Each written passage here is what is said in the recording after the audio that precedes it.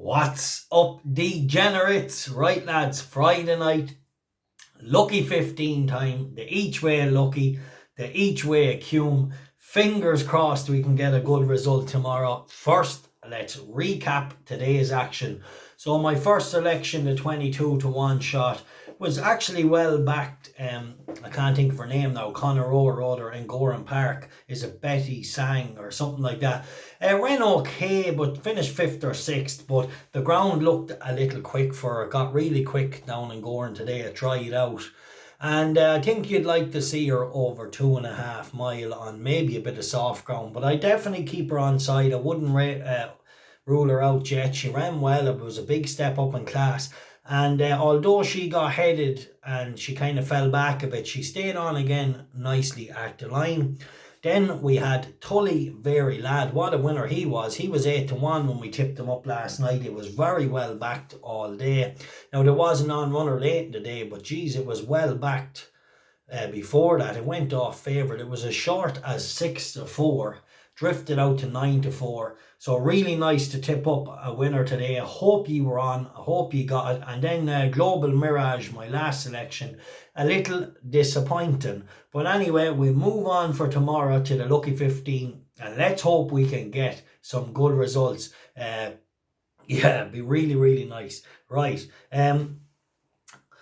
Where we start, right, the 130 at Ascot. Okay, our first one is Passionva. Now, I like this filly, but she's an outsider. She's 11 to 1, but with risk brings reward. She drops back to 7 furlongs, and I had marked her up that she needs to come back and trip. And she has some okay form. She ran well over a mile there the last day. Definitely a filly that's worth to go at 7, and I'm going to say that, look, she's overpriced at 11 to 1, and these are the kind of horses we want. She's coming back to a trip that she was a dynamite winner over, and her form stacks up. She was second to Alignak, who went on then to win that group race out foreign, or listed race. I think it might have been a group race. That was on soft ground, and that was over a mile. And at the furlong pole, she was travelling very, very smooth. And then the last day in Ascot, she was on the bridle in front at the furlong pole, just to be worried out of it.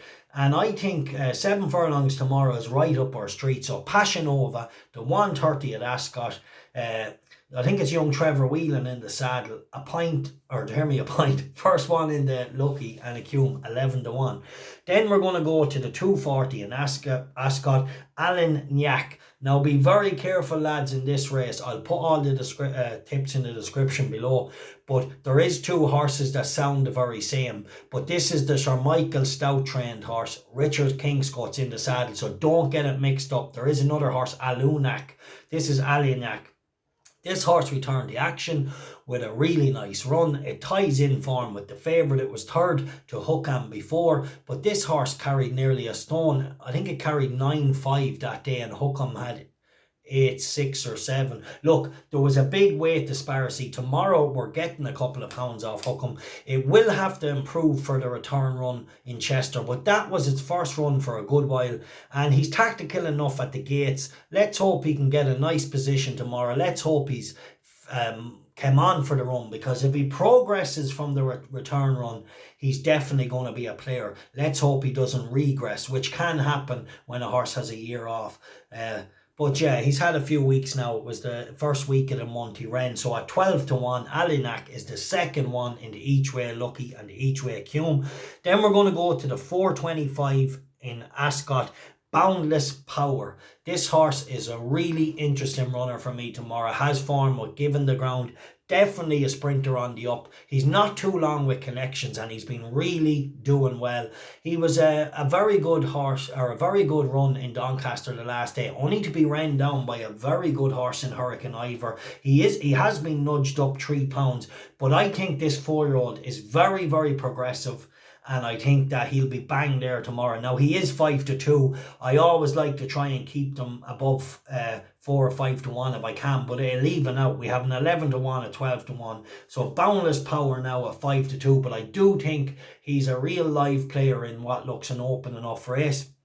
And then in the 405 at Newmarket, I'm going to go with a filly, Jasmin Joy. We had a touch of her on the Patreon service during the month. She was a very good winner in Yarmouth. They have put her up, I think, £6, but she hit the line strong. She steps up and trip again. Now, there is only 2 places in this race, which really annoys me, but she's progressive.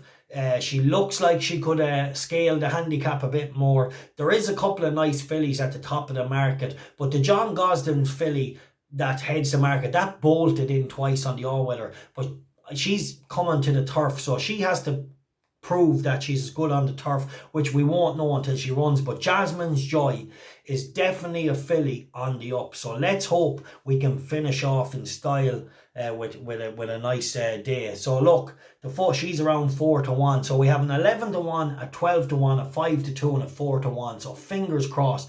Now lads, shop around when you're doing your each way luckies and each way Accums. Make sure and get the best places. Passionova's race, you know, some firms might pay 4, whatever.